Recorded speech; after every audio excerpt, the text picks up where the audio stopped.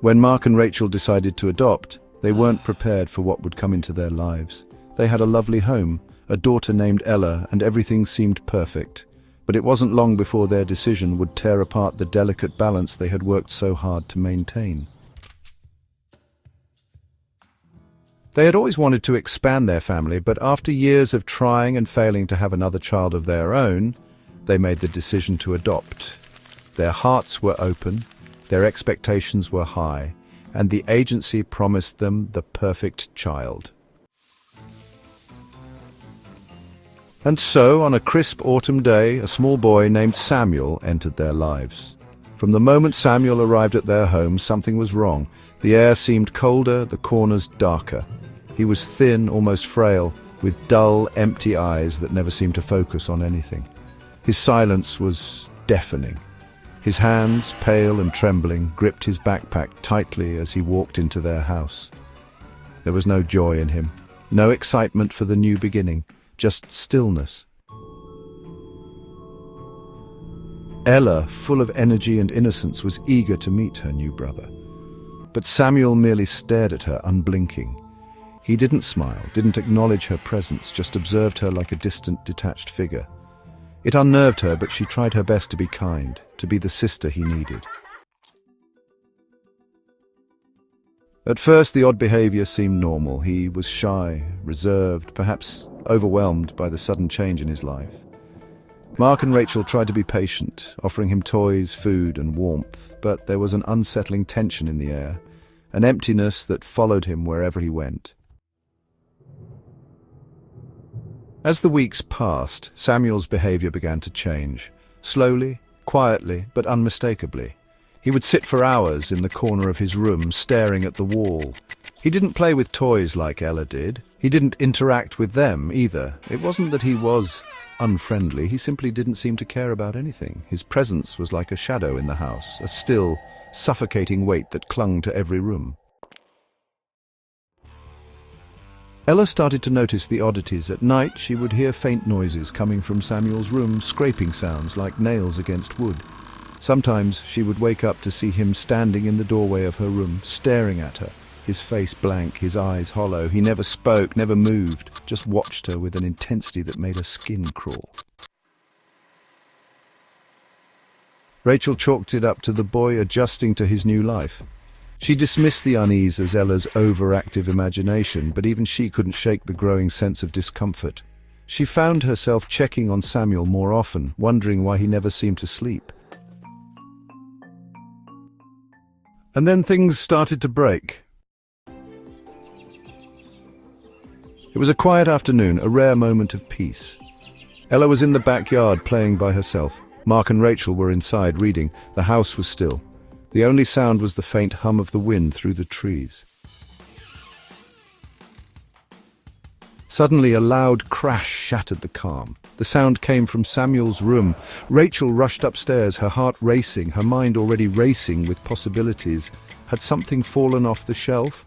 But when she opened the door, she froze. Samuel was standing in the middle of the room, staring at the shattered pieces of his dresser. But he hadn't knocked it over. No, the dresser, as if alive, had been torn apart, its drawers ripped out and scattered across the room like they had been thrown with unnatural force. Samuel didn't move, didn't even flinch. His eyes were locked onto the destruction, his expression unreadable. Rachel's breath caught in her throat. It wasn't possible. She tried to speak, but the words wouldn't come. And then she noticed something even more chilling. A strange black mark smeared across the wall behind him like a handprint, but no hand could leave such a dark stain. She turned to Samuel, her voice trembling as she asked if he was all right, but he didn't answer. He simply stepped over the wreckage of his room, his thin figure moving with an eerie grace, as if he had no concern for the chaos he had just caused. Rachel backed away, her mind swirling with questions she couldn't answer. Something was wrong. Something was terribly wrong. Weeks turned into months, and Samuel's behavior grew more erratic. The family tried to keep up appearances, to hold on to the normalcy they once had, but it was slipping away like sand through their fingers. He would disappear for long periods of time, hiding in the most unlikely places, behind the curtains, in closets, beneath the stairs. They would find him there hours later, perfectly still, staring at nothing. He would never speak, never show any sign of hunger or discomfort. It was as if he had become part of the house, an entity existing in the periphery, watching and waiting. And then came the night that would haunt them forever. Mark was the first to hear the sound. It was soft at first, whispers, like the rustling of leaves. Only it was coming from inside the house. He stood in the hallway, trying to place the source of the noise. Rachel, waking up from a light sleep, joined him in the hall. The whispers grew louder, more distinct, and then it turned to laughter, high-pitched and unsettling. It echoed through the walls, seeping into their very bones. Terrified, they rushed to Samuel's room, only to find it empty. The window was wide open, the moonlight casting long, eerie shadows across the floor, and there, standing in the backyard under the moon, was Samuel. He wasn't looking at the house, his eyes were closed, his arms spread wide. He was standing still, as if in a trance, but the laughter continued, pouring from his small frame, like a sickening, distorted chorus. Mark and Rachel called out to him, but he didn't respond. Slowly, almost reluctantly, they moved toward him, their hearts pounding. As they approached, the laughter stopped. Samuel's eyes snapped open, but they were no longer the eyes of a child. They were dark, empty voids, no light, no soul behind them. In that moment, the air grew cold, suffocating. The ground seemed to tremble beneath their feet, and the house, the home they had built, felt like a living thing, alive and watching. In the weeks that followed, the house became a prison. Mark and Rachel couldn't escape the oppressive weight of what Samuel had become. The whispers grew louder. The laughter returned at night, only it wasn't just Samuel anymore. It was everywhere, inside the walls, beneath the floorboards, in the very air they breathed. They tried to reach out for help, but no one believed them. No one could hear the things they heard. No one could see the growing darkness in Samuel's eyes.